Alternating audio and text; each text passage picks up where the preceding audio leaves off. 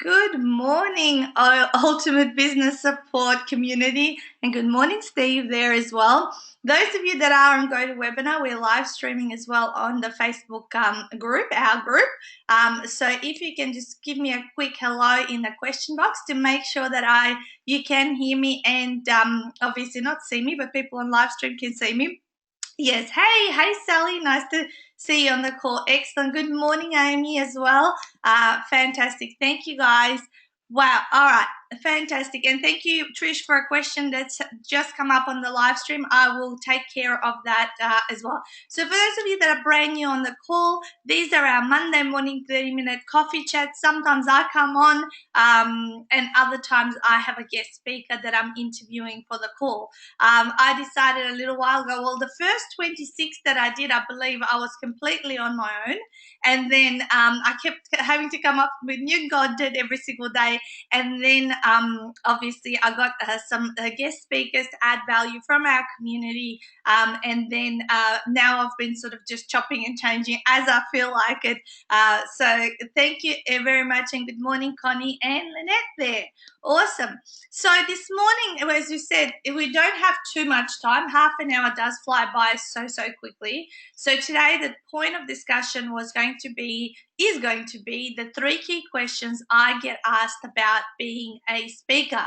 And as I said, I want some additional questions to be added to these 3 for as much time that we possibly can to cover off this particular topic, because of course people have businesses purely just to teach speaking, which they go deep and dissect everything. I will give you just my insights because as much as I teach part of speaking in what I do, our core thing is about positioning and marketing yourself as being a published author and bringing that credibility and expertise. And what better way to build credibility and expertise than to actually, position yourself as a speaker. So I believe, and I always share this, the Rockstar website portrays you as these 3 things: an author, a speaker, and being seen in the media. So if you have a website, ask yourself that question: does my website have those 3 components? Because if you have those 3 components, all of a sudden people who visit and have a look elevate your perception of who you are and how well you do elevates if you have those 3 components, that is speaking, authoring, and being in the media. The other things, which is like coaching, facilitation, and training, are not as hot. They're not the rock star components, even though that is what we do to help our people. But people need the coaching. People need the facilitation. People need the mentoring and training. But what they want to see that you have a certain credibility, and that is through speaking, authoring, and media exposure. So I'll actually handle the first question that did come up by Trish, because I don't want it to keep going up on the little comments here on Facebook. But the question was a question for you: what do you think makes a great speaker? Okay, I don't think any speaker is there is no formula to a great speaker. I think the greatest speakers are the ones that can be fully themselves, whether they're on stage or off stage. So there's no sort of different persona between the person that you speak, sort of off the stage to on stage. And that is very, very challenging to do when you're starting out. And this is why I actually had that second question on my PowerPoint here that I usually get commented on or asked. You're just so natural and relaxed. How do you do that? So I guess that one intertwines with this particular comment, Trish. A lot of people come up to me and say, "Oh, Nat, but you're so casual and easygoing and all that sort of stuff." And I said, because that's exactly who I am in my normal life. I don't put on this perfect perfectionism up on stage and worry if things go wrong. I just laugh it off, and that's become just part of my character. So what makes a great speaker is embracing your own character and your own little quirks about what it is that you stand for, and then noticing all of the things that work well, that people respond to well, then repeating those in other presentations. Because I think I wrote a blog a little while ago about humor in speaking, and I used to think that I'm not a funny person. But the thing is, once upon a time, about 5 years ago, one of my mentors said to me, because she's quite funny on stage, she said to me, Nat, humor is all trained, it's all practiced. And then I realized I didn't know what it meant at the time. But as I spoke more and more and more, I realized certain things that I would say to my audience, they would laugh at. And in a certain way or in a certain tone, I'd do something with my body. And then I'd notice that, and then maybe I'd do it again next time. And then I kept getting that feedback that that particular sentence or saying was funny.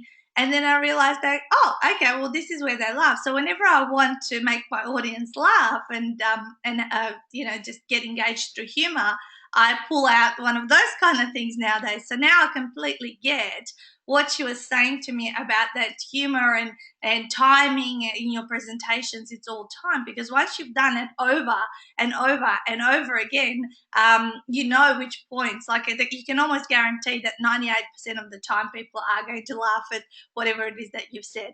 Trish just said, thanks, Natasha. 95% of people ask on my radio show and my clients say the same or similar. Yeah, and that's what I always wanted. From the time when I envisioned myself as a speaker, I said, how do I get to the point where I don't get, sweaty? I don't need to think about what I'm about to say when I stand up. I just stand up and I do my stuff. So that also happens through repetition, repetition, repetition. So repetition is the mother of all skill. So let me go into now the top question here that I have, and I'm just going to get a runny nose. So I'm just gonna. Okay, so the top question here I have is, how can I get more speaking gigs? Where do I start? And that is one of the biggest challenges when I believe you're brand new and you're not known. One of the things you guys know that I did in the first 7 months of starting out in my business is that I decided to write my first book. And after I wrote that first book, then it came out about 13 months into my business. So, of course, I had a bit of a weapon of an ability to approach other places, because, of course, in their eyes, if I had written a book, yet I hadn't spoken all that much, that I seemed more credible. But one thing that I did even before the book came out is I actually took responsibility and set up my own speaking gigs. So it wasn't so much that I had speaking gigs coming at me, oh, Nat, would you speak here, would you speak there? So number one is I made the effort to actually set up my own event, promote my own event, and hustle to get those people in the room. Why? It didn't matter how many people came to the room, as long as I actually got to stand up, do my thing, and obviously have a call to action. So starting to plan, practice that, the next step, being able to offer the next step and enticing people to want to really work on solving their problem with whatever I was delivering at the time. Because back at the time, it was all about weight loss and losing the last 10 kilos through the first book. Of course, having the first book enabled me to be able to approach and be taken a lot more seriously. So what I did in the first 13 months of my business when I didn't have my first book is you guys know my rule of thumb. I always network and go out networking twice a week, and which meant that I rocked up at most of the same events, and of course some other ones. I was a member of 2 or 3 different networking groups, as well as then I had additional networking that I attended and did. The ones that I became a regular at, of course, I built a relationship with the organizers, and over a period of time, sometimes it took me 12 to 18 months to get a gig at a particular event. And what I look at that as is I earned the right to speak to my peers who used to go to that particular event. So I set up my own events, as well as I'm I networked and was visible and consistent. So a friend of mine always says to me, Nat, I know what your secret to success is, and you need to be able to teach people this, but people unfortunately don't buy it. And he said to me, it's consistency. You're just so consistent.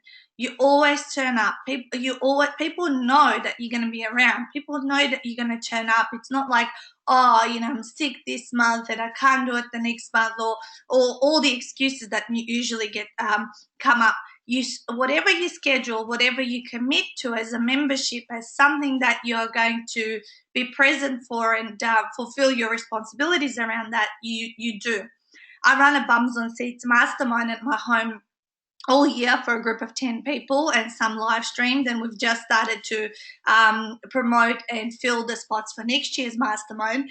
And it's those guys that know, we have an oath that you never cancel or delay an event, and I'm talking about your own events. So what a lot of people do, like, you might follow my suggestion and set up your own events to get practicing at speaking.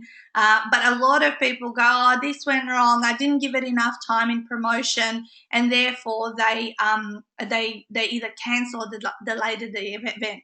So my biggest no-no is you never cancel or delay an event. Only once in my 6 years I've done that, and that's because someone nearly died on a flight from Perth to Adelaide when I was needing to go across overnight to do my workshop the following day. So we were held back in Perth. So that was, like, obviously really odd, unusual circumstances as to why my event was cancelled.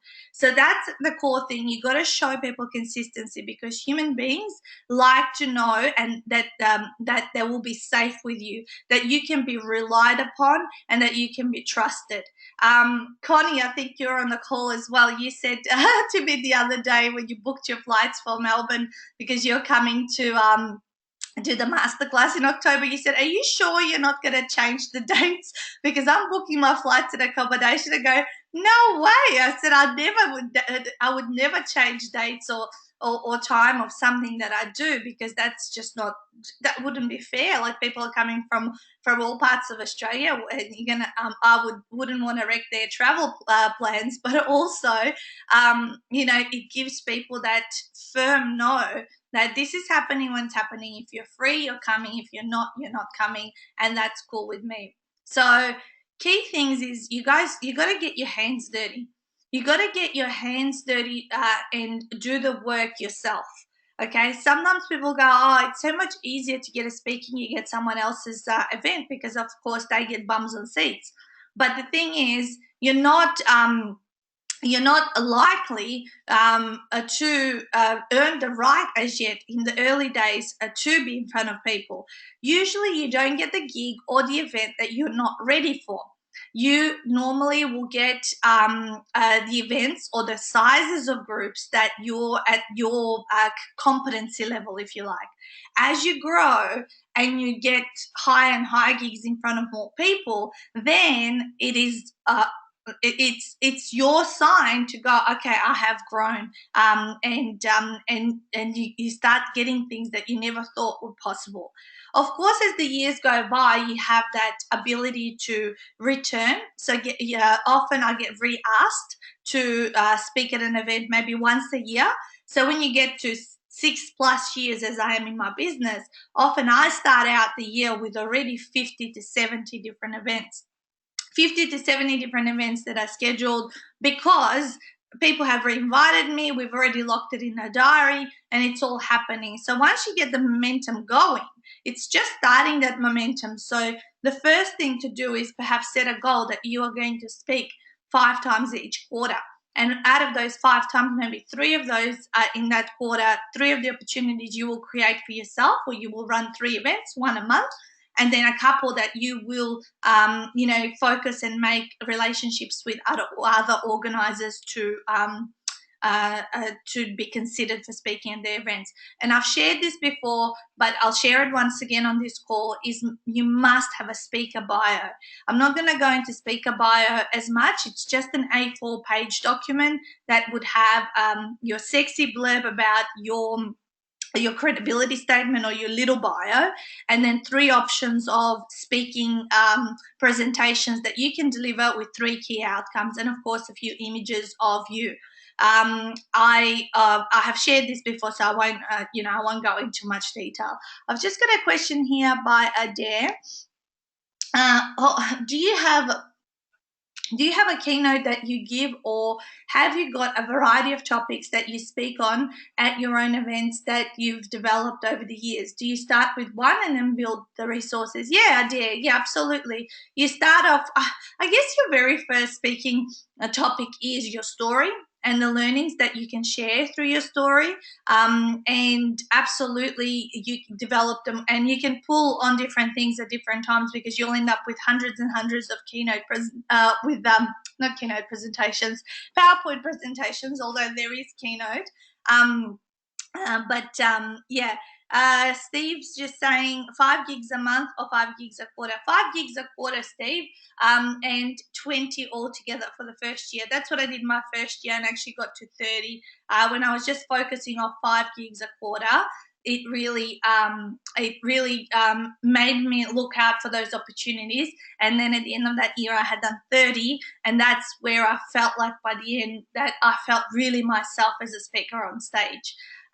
You're welcome, Adair. Thank you for the question. And also, what you will be able to do once you have as much practice as I have had is you will be able to build presentations on the go. So the other night we were going to Business in Heels in Bayside with Andrea, and the owner of Business in Heels said, Nat, could you do a little bit of sort of your success principles kind of thing? And I thought a little bit of a different spin to my story and what I could teach people. And I basically said to Andrea, shit, I haven't done my my presentation for tonight. I know what I want to say, but how do I frame it for them?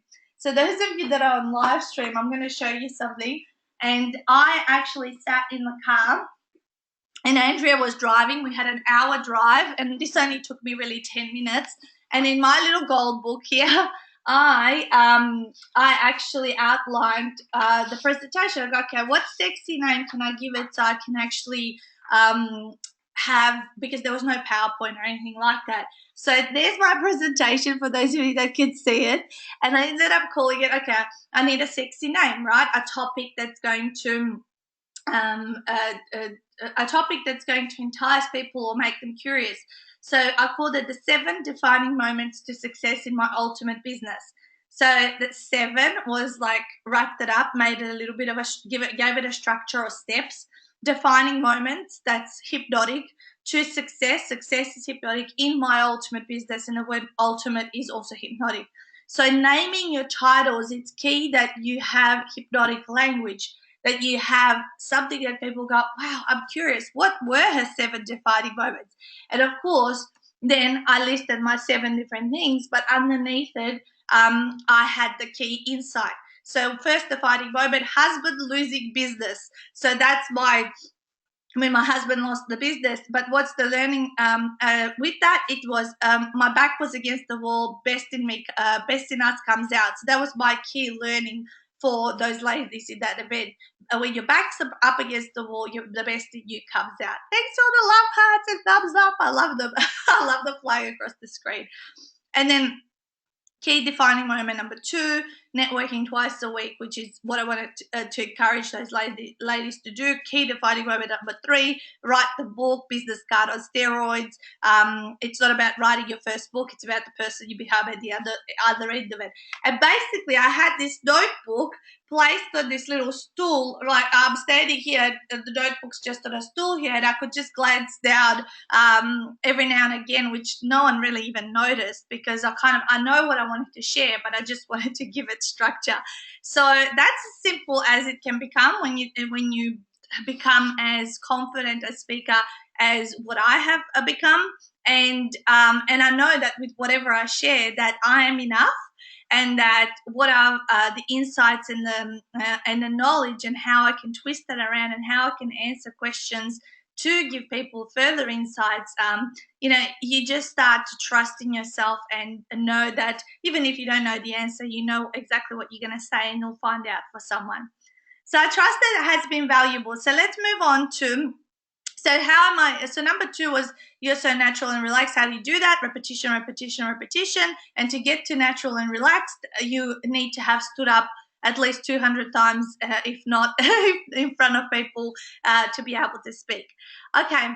And then the third one is I worry if I do my own events, as you say, Nat, to give myself a bit more opportunity to speak in front of people. I worry no one will show up if I do my own events. And that is one of everyone's worried. Like ever since we were, I think since I was a little kid, I would worry that if I had a if I had a party that people wouldn't turn up or that would turn up late. And the thing is, you never have to worry if people are going to show up if you have done enough effort and enough promotion to put out your event.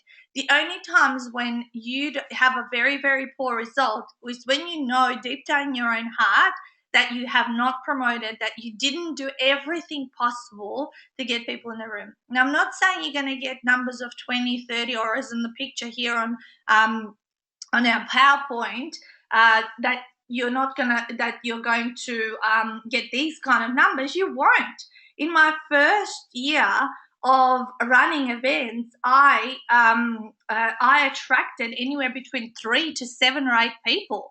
And who cares? Like, I just stood up and I just did my thing, and they were still inspired with what I was sharing at the time. Good morning to Sharon and Con. I'll answer your question, Amy, in a second. So it's you start off with the smaller groups, and then you build up on those numbers. And with every year, my average of people that I would attract to my events climbed by about 3 to 5 people. So second year, I was attracting 7 to 10. Third year, I was attracting 10 to 15. Fourth year, 15 to 20. And now I can easily be getting numbers. Sometimes I've had up to 40 people in rooms, and some of these master classes are 50, 60 attendees and climbing. So that's also because the network grows, the people that are following you, the advertising that you do, the brand awareness, and all that kind of stuff. So don't worry. You don't need to worry if people will turn up, as long as when you put your head down on the pillow at night, you know you've done enough to really promote it. And promotion is 80% of your time in the lead up to your event. Preparation and execution is only 10 to 20% of the time. There was a question up here. I'm just going to scroll up. Did you do any public speaking before doing it as part of your business? No, Amy. All I did was just got up and started doing it. I did not have any public speaking training. I just said I want to do this because I believe it's going to give me more exposure and more leverage. So I just started doing it. There was just nothing. There's nothing that you can actually do. You just need to start doing it. Awesome. I have 5 tomorrow, but last Thursday there were 2. What's that, Megan? Okay, the people coming, and yeah, and so you start off with smaller numbers. Megan, I know is in her first year of her business with her book, and that's fantastic. I know that she's doing her best to get those people in the rooms and to serve them. And the thing is, you turn up even if one person is there. Even to this day, I'm not precious on my numbers. I mean, I went to Hobart about a month ago and only had 7 people in the room, and always absolutely show up and do your thing. Those out of those 7 people, 3 were my authors, so really there was only 4 people, and I still traveled, still ran the event, and still had an awesome time with the people that I met and built new relationships. All right, guys, so Lorraine says always show up. So I trust that what I have shared with you, I mean, has been valuable. If there's any other further questions on how I do what I do, you guys know that bottom line is just take action. Take action, turn up, don't change your plans. Trish says you can get some great public speaking mentor which will add polish to your natural talents. Yeah, absolutely. There's so many people out there that coach and mentor on public speaking. There is courses that teach you all that sort of stuff. And I go to the Professional Speakers Association, which is where we get quite a lot of education on speaking. And I love being surrounded by my peers who do lots of speaking. And when I go to the convention every year for 4 days, I also pick up quite a lot of tips but take what resonates with you. You don't need to be a carbon copy of someone else as a speaker. Take what resonates, do what works for you well, and just be yourself. That's bottom line on speaking, because I think sometimes people try to be too much like someone else and it just doesn't work, and they use other people's stories, which is a complete no-no in the industry. Just use your own stories, your own examples, and build your own content, because that's how you will be differentiated and how you will develop your own character and be known for something. And yes, Muriel has just said the hardest is probably to start. Yeah, absolutely. The hardest is to start, and once you've started, you might see a slow progress, but everything just is a stepping stone to the next level and to the next level and to the next level. Awesome. So I wanted to share with you guys as we come to the last 5 minutes about a couple of things that are coming up with us in our community. So some of you may already know that our Ultimate Business Support events run in 3 different cities, and we've got Adelaide, Melbourne and Sydney. With the upcoming dates, as you can see, 16th, 18th or the 30th of August. I will post up the links in the pinned post of our group, because Melbourne's got the link, but Sydney and Adelaide haven't got links as yet, so I'll share that in a minute. The other thing is, a lot of you know that I last year created a planner, and this year I recreated it and made it even better. And the proofs came the other day, and you can see there's a pink and a black proof, and these planners are currently on pre-release. I've been told that I will have them hopefully before this weekend, because I wanted to take them to a retreat. So I'm going to know more of a deadline this week. So the planners, once they get released, they're $59.95 around Australia. And at the moment on that particular page here, which I'll post after this call on our group, but they're $49.95 posted anywhere in Australia. And I'll just put this in the chat box of the guys that are on GoToWebinar. But these planners, they're the ultimate small business owner, especially if you're planning to do a lot of speaking and events with your business, and want to model some of the planning organization that I do. I also have run a webinar that teaches you exactly how to use it. And there's a special there that if you buy 2, you will you get like $10 off. So 2 at the moment are $89. And then after they'll all go up in price after this week, once I have all the printed copies in my hands.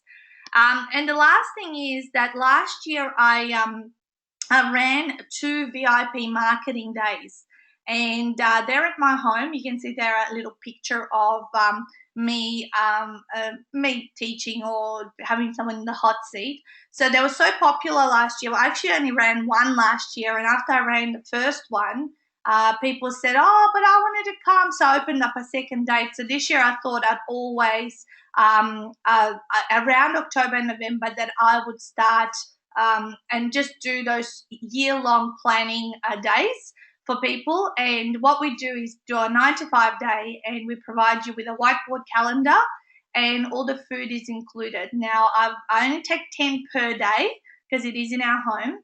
So if anyone is in Melbourne or even interstate, last year we had 5 people from interstate come and be part of this experience. Actually, in the first group, we had people from Perth, Adelaide, Sydney, Brisbane, and I think Canberra. And so these days are normally $5.97. If you tell me today if you want to come, you can have it at $4.97. So you need to private message me and let me know. But it's about planning out 2017, because planning for next year, I'm actually going to do it with Francesca while I'm away in September. And so I'll be ahead of everyone else. But realistically, planning for next year should be happening around October, no later than mid-November of this year. And this is why the planner also is coming out a lot earlier, because it allows you to transfer what you did on the whiteboard calendar to the planner and all that sort of stuff. So the 11th of October is a Tuesday, and the 10th of November is a Thursday, I believe. So just so you guys know, that's usually when the kids are in care. So that's what that is. So private message me if you do want to take part in those. I've got already about 3 people in each locked in, just quietly hush hush, I guess behind the scenes, letting people know that this is happening. And last of all, my last little slide that I have got here is that a proper planning and preparation prevents poor performance. Because if you have got your year planned out properly, every single week, month, or whatever's happening, all your holidays, what's going to happen is that you don't need to guess where your next client is coming from. You don't need to guess and wonder and wish and hope that your business is going to do okay, because I've got well in advance things planned out, and then I just go about actioning and execution. That's all it is. Bottom line is proper planning, and then sticking to your plan 80 to 90%. Certainly things can shift and adjust, and you may choose different things, but you never obviously cancel or delay any events. If you're going to put them in your calendar, they happen as they have been scheduled. The only thing you ever change is if you need to move something well before it has started to be promoted. All right, it's 9:30.